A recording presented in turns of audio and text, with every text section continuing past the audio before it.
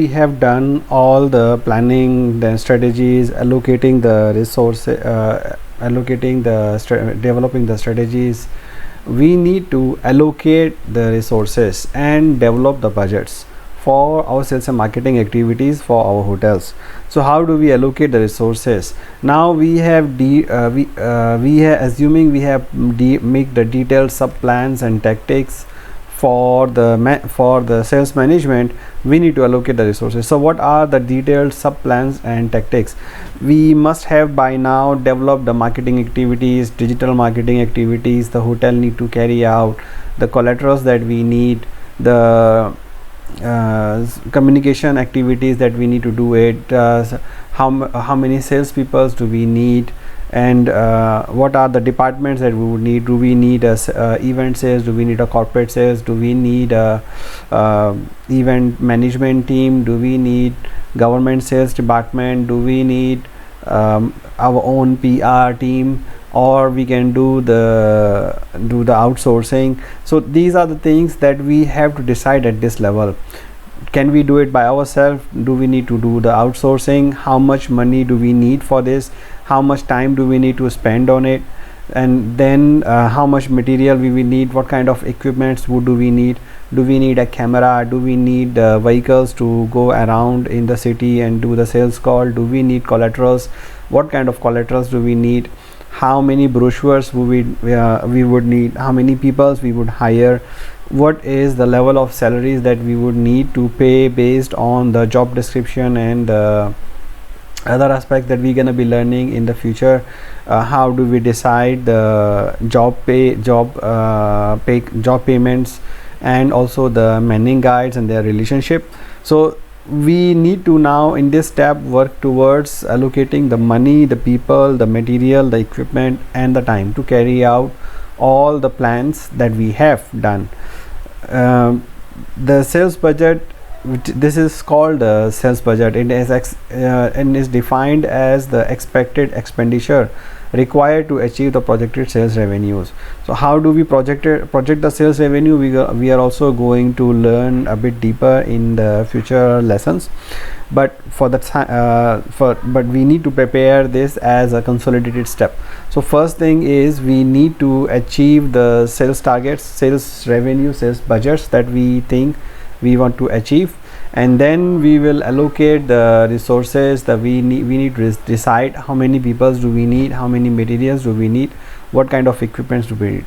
It's not the other way around. It's not that how much money do we have, how much people do we have, how much material and equipments do we have, and then we based on that we decide how much sales I can carry out, which this is not gonna be the ideal situation. We need to first see what is the projected sales based on the market potential and based on our sales objectives, and then we need to see what are the resources that we need for achieving our objectives. Once we have developed the plans, then it comes to the implementation of the plan. So there are two ways where we can implement the plan. It can be either or it can be a combination of both. The first plan is called management by objective, where we involve all our team members in planning and budgeting. So we delegate the job of planning and budgeting to our subordinates. For example, a DOSM will assign revenue managers to do the revenue budgeting, then it will assign the national sales manager to carry out the sales activities expected, what kind of trade show we are going to join, how much money we would need, when are those events going to be, what are the communication activities we will need, what kind of press release we gonna generate, what kind of media events we will do, and what time, who will be the invitees. So the PR department can do that.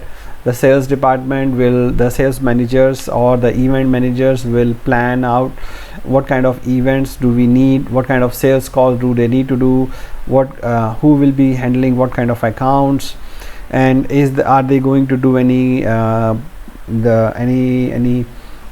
wedding shows or any meeting shows where they're gonna showcase the abilities of the hotel, what kind of sponsorships they would use, barter agreements with the media, with the advertising companies, with the event management companies, with the team building companies.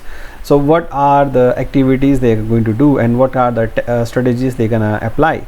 So in this way they can ensure the accountability and responsibility of each and individual department head. If director of sales and marketing is doing all by themselves, then she may not be able to enforce the responsibility, and it will be very difficult for them to implement the plan that she is going to make. If the people's department heads are deciding by themselves, then it's going to be much easier for them to implement and take a responsibility on that.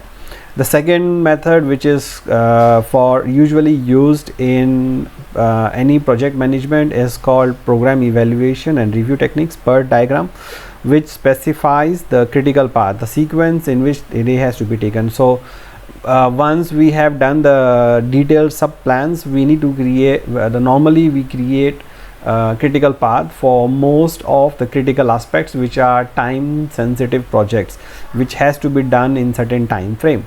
So for example, if you're gonna do a wedding show, let's say in to promote the weddings in the hotel in July, so you have to work backwards and say, okay, when we need to start the planning, when do we need to promote, when the brochure need to be ready, by when we have to contact all our partners to do the sponsorships, how we are going to invite the peoples, do we have any previous wedding guests to feature. So those all things has to be taken down. We need to broken down the task into different aspects, into small details, and assign the time frame and create a critical path to achieve what we want to achieve. And then we add the responsible peoples for that. So this is how we implement the plan. So more about the project management will be in another course. For the time being, we are assuming that you know how to create the critical path.